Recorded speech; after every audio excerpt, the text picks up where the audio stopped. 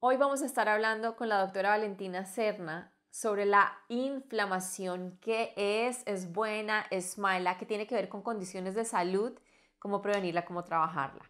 Antes, quiero invitarte a que te suscribas a nuestro canal y actives la campanita de notificaciones para que no te pierdas los videos que te estamos trayendo cada semana.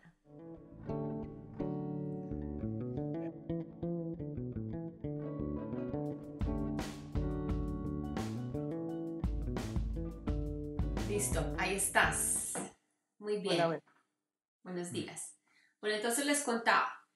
Después de que hicimos esa transmisión con Valentina hace más o menos un mes, yo le hice la propuesta de que nos acompañara otra vez porque me parecía súper clave poder tener esta conversación contigo una vez más, que eres médico, y es acerca de la inflamación. ¿Por qué?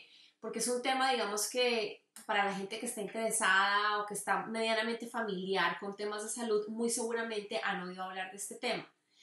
Ahora, hay muchísimos libros, muchas publicaciones, muchos artículos que se escriben cuando se está hablando, por ejemplo, de cambiar hábitos de alimentación o de acompañar un tratamiento médico adicional o apoyarlo, además fortalecerlo desde la alimentación. O incluso cuando se habla de prevenir o saber qué cosas se tienen que tener en cuenta a la hora de cómo me cuido para no enfermarme de una cosa u otra, un tema que digamos que está a la base de muchos de estos temas de salud, que se describe y se investiga cada vez más desde la nutrición holística, desde la medicina funcional, es el tema de la inflamación. Entonces uno, por ejemplo, encuentra bibliografía. Yo me acuerdo muchísimo que hace ya casi 3 años, cuando dictamos nosotros el diplomado de nutrición y de cocina holística, un tema que salía muy recurrente en todos los distintos módulos que vimos era justamente el tema de la inflamación. Tuvimos un módulo acerca de la digestión, tuvimos un módulo acerca del cáncer, tuvimos un módulo acerca de la salud del corazón, de la presión arterial, tuvimos un módulo también acerca de salud mental, y ese tema de la inflamación se repetía digamos que en todos los módulos, porque es un tema común a todas las condiciones de salud. Un poco porque el planteamiento desde esta perspectiva, una vez más, es ver no solo a nivel de síntomas que está pasando. Entonces desde el punto de vista de los síntomas, digamos que, no sé, un colon irritable no tiene nada que ver con un tema de presión arterial, pero desde el punto de la causa o de la raíz, sí existe ese factor común que es la inflamación, y es una célula que hace parte de un órgano, que hace parte de un sistema que ya no está funcionando bien porque no se encuentra en su estado de salud normal, por decirlo así, de balance normal. Y una de las cosas de las que hablábamos y de las que habla en general la teoría, pues porque esto no me lo inventé yo, o sea, claramente todo lo que estábamos discutiendo en estos módulos estaba, digamos que respaldado por toda esta teoría y por todos estos libros de los que les hablo. Lo que nos decía es eso, y es uno de los factores que influyen en que se genere ese factor inflamatorio en el tejido celular es, por ejemplo, la alimentación. Entonces lo que yo quería hoy era que ustedes pudieran escuchar directamente de una persona que también conoce el tema, una vez más, que además es médico, qué es específicamente inflamación. Porque yo le decía a Valentina, una cosa que me pasa siempre, por ejemplo, cuando estoy explicando el tema, es que para hacerlo muy gráfico y un poco hasta caricaturesco, digo, por ejemplo, que si yo me corto la mano y literalmente se me hincha, pues mi mano no puede funcionar bien, particularmente si yo tengo un trabajo en donde tengo que usarlo mucho, por ejemplo, como en la cocina, o un arquitecto, un diseñador. Pero sería, digamos que útil e interesante poder poner ese ejemplo ya un poco más contextualizado, de manera un poco más seria, por decirlo así, para entender qué es lo que le está pasando a una célula y por qué eso tiene que ver con que se desarrolle o no, o se genere o se cree el contexto para que después una inflamación crónica termine siendo, por ejemplo, una condición de salud como el cáncer, o incluso como los infartos, que siempre nos hablan de que para cuidar nuestra salud cardiovascular, y lo que hay que cuidar es el colesterol. Nos dicen, por ejemplo, estos libros que tienen este enfoque de medicina un poco más preventivo, es el colesterol, la verdad tal vez no es realmente el problema es el nivel inflamatorio que tienen las arterias del aparato cardiovascular. Entonces ahí es donde pues una vez más te doy las gracias, Valentina, por haber aceptado nuestra invitación, de verdad que ha sido súper valioso, además que también quisimos invitarte porque a la gente le encantó la transmisión que hicimos la vez pasada. Y pues entonces la idea es que nos cuentes tú un poco eso, qué es en realidad cuando estamos hablando de inflamación, qué es, porque es un tema al que hay que pararle bolas, y qué tiene que ver con condiciones de salud que parecieran ser tan distintas como un tema de aparato digestivo y un tema de corazón. Hola, ¿qué tal? Buenos días para todos. Muchas gracias a ti, Olga, por haberme buscado. Eh, Me encanta poder servir y poder ayudar a otras personas inquietas y curiosas como yo. Eh, Realmente el tema de la inflamación siento que hoy en día está de moda y no solamente de moda, sino creería yo que está un poco satanizado. La inflamación es un proceso vital y funcional del cuerpo en el cual, gracias a ella, podemos sobrevivir, o sea, literalmente. Entonces, la inflamación es un proceso con el que nosotros nacemos, es una respuesta inmune necesaria que crea nuestro cuerpo y básicamente se da por eh, una injuria, por ejemplo, cuando tenemos una fractura o cuando tenemos una raspadura o cuando tenemos un proceso después quirúrgico, cualquier momento donde haya una alteración de nuestro cuerpo, de nuestra piel, va a haber un proceso de inflamación que va a ser necesario para precisamente no terminar en un proceso de sepsis o en un proceso mucho más difícil de manejar. O sea, eso solo lo debemos gracias a la respuesta inflamatoria.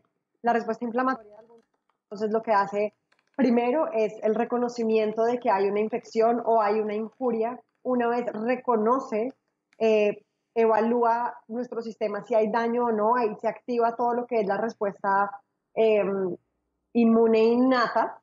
eh, y la respuesta inmune innata es que como que se desatan las alarmas y empiezan a ver, empiezan a fluir, empiezan a llegar los neutrófilos, que los neutrófilos, digamos que es una respuesta aguda a una injuria, y los neutrófilos, digamos que es como un sistema de defensa que lo que va a hacer es soltar sustancias, por ejemplo, los radicales libres de los que tanto hablamos, de los que nos queremos liberar muchas veces, son necesarios en el momento de la reparación y de la infección, que es lo que están liberando los neutrófilos.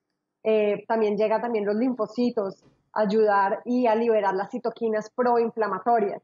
Entonces, creemos que no queremos nada de citoquinas proinflamatorias en nuestro cuerpo, queremos como que todo sea antiinflamatorio, pero realmente también lo que se ha visto asociado es que hay patologías en las cuales si no tenemos un buen sistema proinflamatorio nos vamos a ver inmunosuprimidos.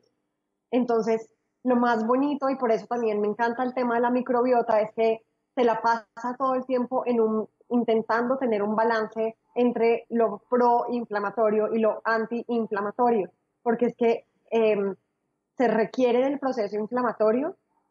Diría que lo ideal es que una vez se suple esa necesidad aguda de injuria, una vez ya hayan llegado los neutrófilos, los macrófagos, hayan liberado las citoquinas proinflamatorias, ahí se activa el sistema adaptativo inmune, que es el que va a tratar de regular y autolimitar esta respuesta. El problema es que de vida que llevamos, por el sedentarismo, la obesidad o por el tipo de alimentación que llevamos, el estrés, lo que va a producir es que se empieza a desregular esta respuesta normal que se autolimita, y el problema es que se sale de control y en ese momento empieza a haber inflamación, que puede ser una inflamación igual muy alta o puede permanecer en una inflamación de unos niveles casi que imperceptibles, pero que a largo plazo son los que terminan generando enfermedad crónica. Una de No sé. las cosas No sé Perdón, que si me expliqué bien no, o... absolutamente. Y ahorita te quiero preguntar una cosa más, pero no, absolutamente, porque una de las cosas, por ejemplo, que yo decía mucho en clase era justamente lo que estás explicando y es la respuesta inflamatoria es normal, hace parte del cuerpo y gracias a ella es que podemos como autosanarnos de muchas cosas. El tema es cuando, como tú lo acabas de describir, se convierte crónica, que puede ser también, como lo acabas de describir, de pronto no una inflamación aguda, algo que no se ha exacerbado, pero que está ahí presente y si se mantiene y se mantiene y se mantiene en el tiempo, ahí es cuando está uno en más riesgo de enfermedad. Y el tema, que es una de las cosas que yo decía y es que cuando la inflamación es de ese tipo, no la puedes ver, que es un chiste que yo solía hacer, por ejemplo, es que uno no se levanta un día por la mañana y se mira en el espejo y dice, uy, Dios mío, hoy amanecí con el hígado inflamado, porque es que no lo puedes ver, no te está, digamos que no está generando todavía, a veces pareciera que pasáramos de eso, de estar en un estado de inflamación crónico, crónico, crónico, crónico, y de repente, pum, se desata la enfermedad ya como tal, es como si no hubiera un intermedio, o el intermedio que hubo no lo pudimos percibir. Entonces, Yo creo, eh, personalmente creo que es porque no hay una escucha suficiente de nuestro cuerpo. O sea, yo creo que el cuerpo todo el tiempo está como tendiendo, dando un poco como alarmas de que podemos estar propensos a... absolutamente, y de pronto entonces una cosa que sería súper interesante es que nos hablaras un poco como de cuáles pueden ser esas alarmas, ¿ves? Que es una de las cosas también que yo a veces hablo y es, no se trata tampoco de estar todo el tiempo buscando la salud perfecta, somos seres humanos y también desde mi punto de vista espiritual vinimos a enfermarnos y a aprender de eso y a experimentar y a expandirnos a partir de eso. Pero de todas maneras, creo que sí hay ciertos síntomas, por decirlo así, o cosas o achaques de salud que se han normalizado y entonces la gente no les presta atención, pues porque a todo el mundo le da eso, a todo el mundo le da mucha inflamación de colon, a todo el mundo le da mucha fatiga, a todo el mundo le da mucho dolor de articulaciones, a todo el mundo se le enrojece la cara, a todo el mundo le salen manchas en la piel y es como y como a todo el mundo le pasa eso, pues a lo mejor no le prestó atención y ahí es cuando ya entonces llegan y definitivamente un día amanecieron con muchísimo dolor o con algo que los hizo ir ya al médico de urgencia y les dicen, mira, tienes tal y tal cosa. Entonces, si nos cuentas de pronto un poquito, Valentina, cuáles son cosas que pueden o qué síntomas o a qué tipo de cosas podría de pronto uno prestarle atención que puedan estar siendo señales de que mi cuerpo está en un estado inflamatorio crónico que ya no es sano. Mm, me parece que es una buena pregunta. El problema es que es totalmente individual. Ujú.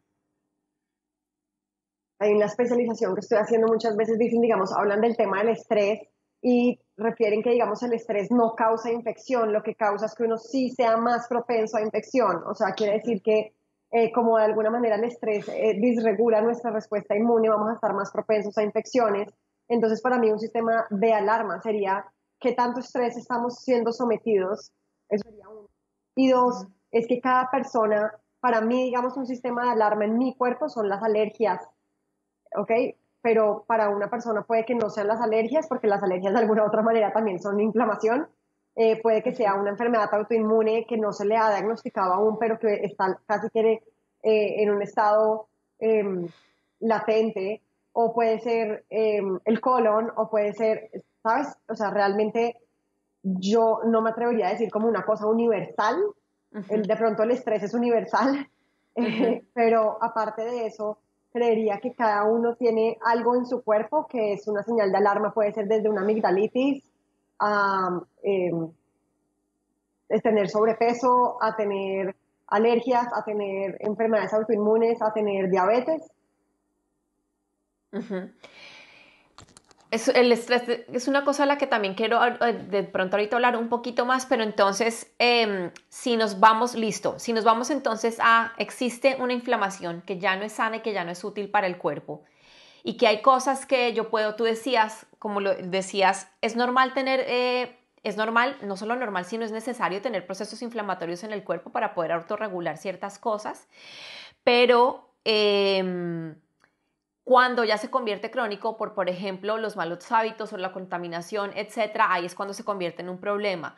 Desde ese punto de vista, ¿qué nos dirías tú, Valentina, acerca de ¿qué se puede hacer si algo se puede hacer, por ejemplo, para tener una alimentación antiinflamatoria? ¿Cuál es la validez de eso, por ejemplo? Precisamente ayer estaba leyendo un artículo de inflamación y hablaban un poquito de, eh, yo creo que hoy en día el medicamento que más vendería de todos es si sacan un medicamento que sea antiinflamatorio, pero que de alguna manera no, no perjudique la respuesta inmune innata necesaria, ¿no? Porque, digamos, la prednisona o los corticoides son un alivio inmediato, agudo, y son, en verdad, es una droga demasiado fuerte, pero el problema es que si se toma en un largo plazo, eh, pues lo que se ha visto es que los efectos secundarios son devastadores y precisamente lo que hace es acabar con tu sistema inmune. La bloquea, la elimina y entonces ahí es cuando entra a jugar como, bueno, y entonces, ¿qué hay? ¿Qué hay? ¿Existe alguna pastilla que nos podamos tomar todos? Y, y mi respuesta es no.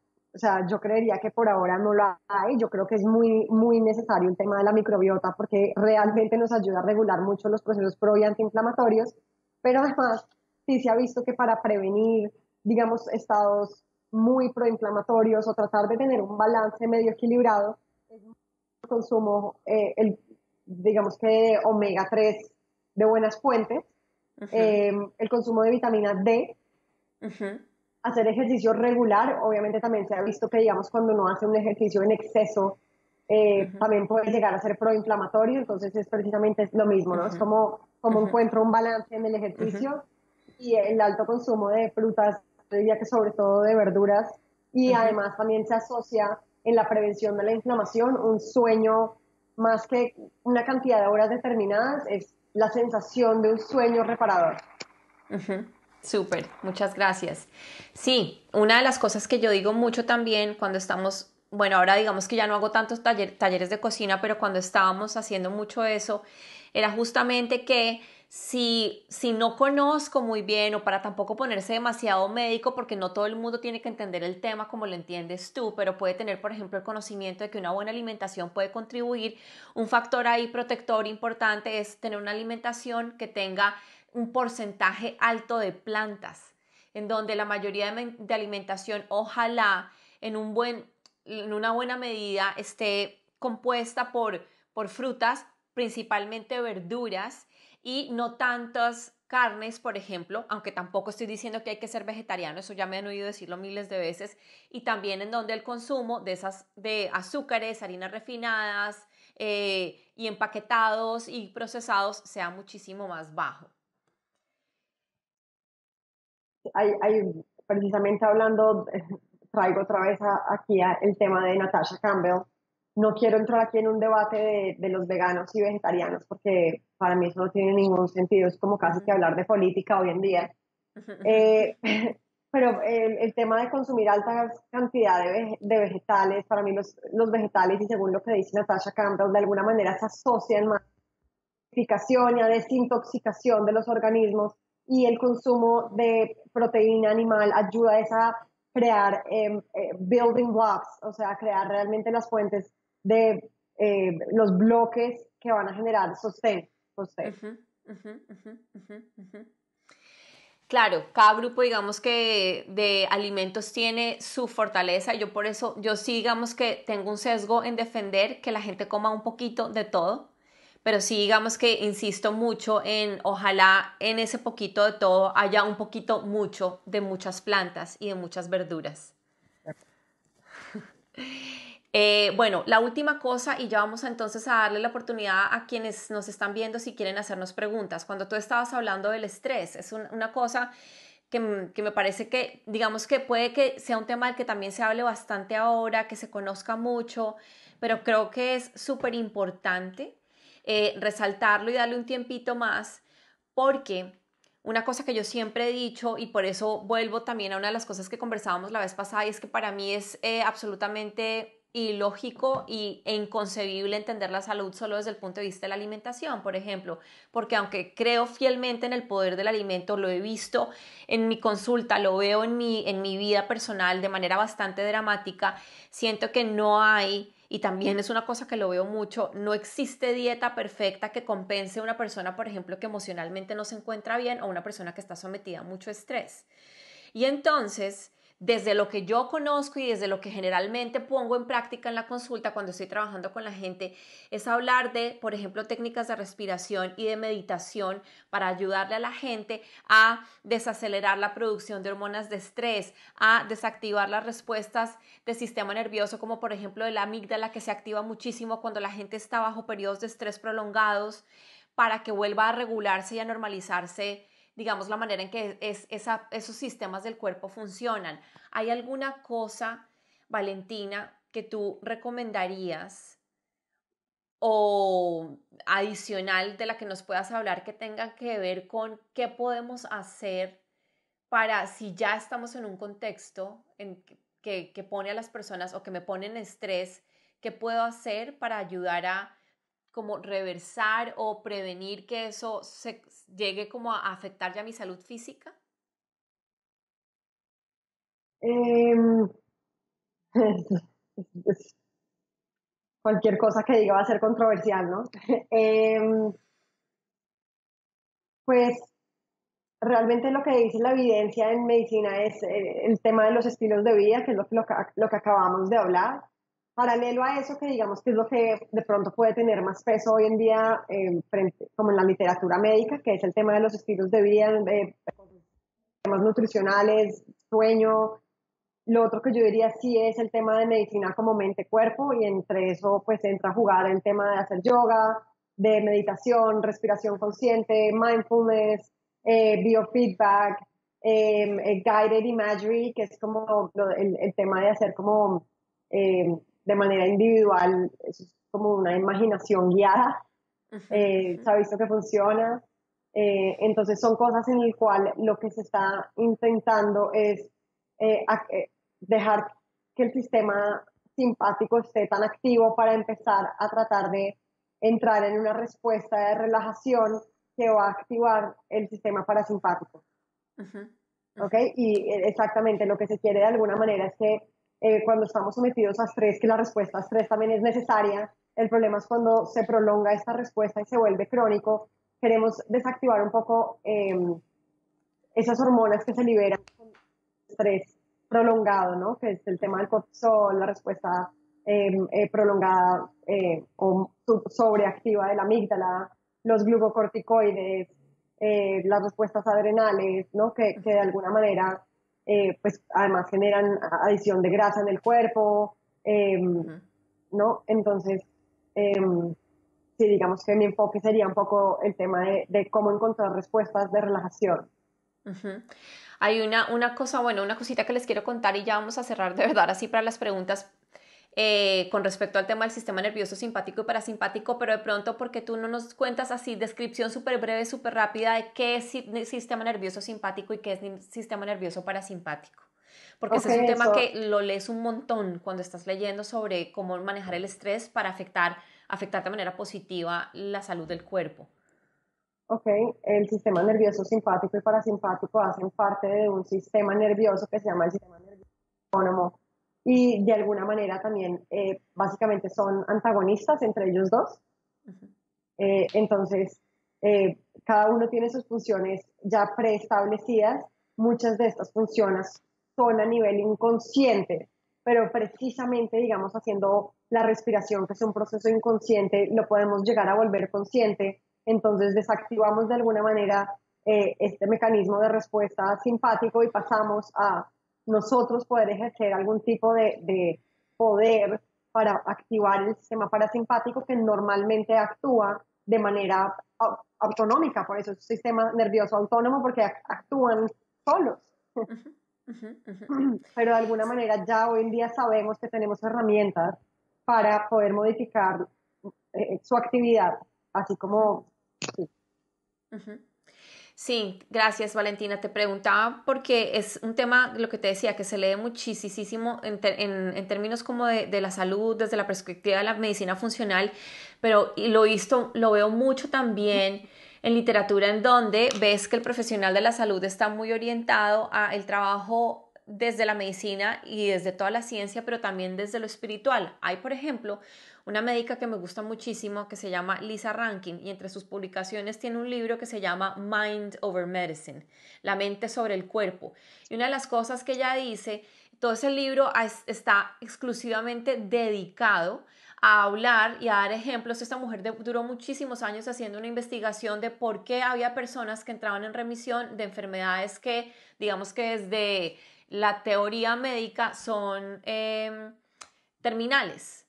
Y entonces ella empezó a hacer muchas investigaciones y a investigar. Y entonces una de las cosas que ella decía es que justamente lo que ella encontró entre varias cosas, que era un patrón que se repetía entre estas personas que entraban en remisión de estas enfermedades terminales, es que justamente a través de, por ejemplo, el yoga, como tú lo estabas diciendo, a través de ejercicios de respiración y a través de generar conexión humana en donde hay emoción, donde hay afecto, la gente activaba sin darse cuenta la respuesta del sistema nervioso parasimpático, y lo que ella dice entonces es que cuando esa respuesta está activa o cuando es ese, digamos que el sistema nervioso que está dominando más que el simpático en el cuerpo sabe cómo o tiene mejor espacio, un mejor contexto para entrar a hacer algo que ya sabe cómo hacer y es sanarse a sí mismo.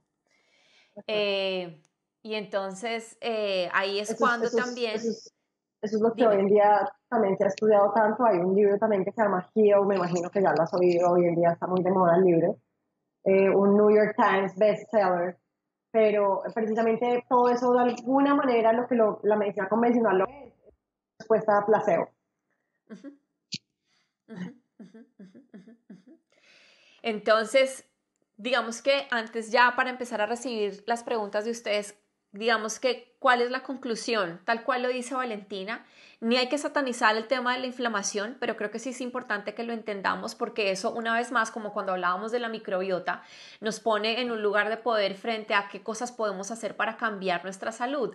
Por ejemplo, hablando del tema de los corticoides, ves que cuando la gente, por ejemplo, que ya más que es un tema que me ha tocado trabajar con Juno, porque ella tiene cada vez menos, gracias a muchas cosas que hemos hecho en casa, pero tiene tendencia a las alergias. Y al comienzo, cuando estaba muy chiquita, se le manifestaban en la piel. Entonces eran temas de rashes, enrojecimientos, cambios en el grosor de la piel y demás.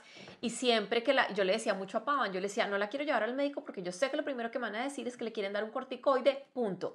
Y en efecto, un par de veces, por la urgencia del dolor y la molestia en la que estaba, se lo di, pero jamás lo consideré como la respuesta a largo plazo, como muchas personas, por ejemplo, con psoriasis, con eczema y otras condiciones de la piel, que no conocen el tipo de conversaciones que tú y yo estamos teniendo y sienten que es la única respuesta frente a eso, cuando, por ejemplo, algo que podrían, y ahí es cuando yo digo y vuelvo y soy muy clara, yo no digo que la gente no tenga que ir al médico, por Dios, es lo primero que tiene que hacer, pero ojalá tu médico tenga un poco una perspectiva como la que tiene Valentina, o si no, además también emprendas o te pongas en un camino de hacer cambio de hábitos, como por ejemplo el de mirar cómo te estás alimentando y mirar qué cosas estás haciendo para nutrirte, para cuidarte y para cuidar un poco del estrés que puede estar generando o la ansiedad, cualquier situación o condición que estés viviendo en tu vida, porque esas dos cosas van a tener un poder súper notable en el cambio, por ejemplo, de ese eczema o de esa psoriasis que tienes.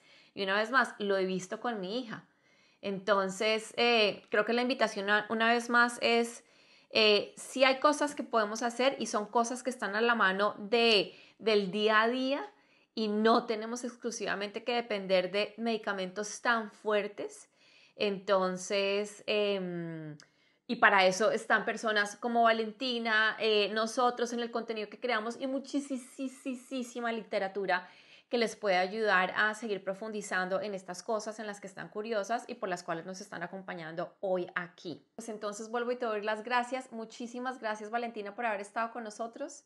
Si quieres ver el video del que te hablamos acerca de la conexión entre la microbiota y la salud mental, acá lo tienes. No olvides también suscribirte a nuestro canal para que no te pierdas de los videos que te estamos trayendo cada semana. Mente, cuerpo y alma, los 3 lentes que necesitas para entender a tu salud.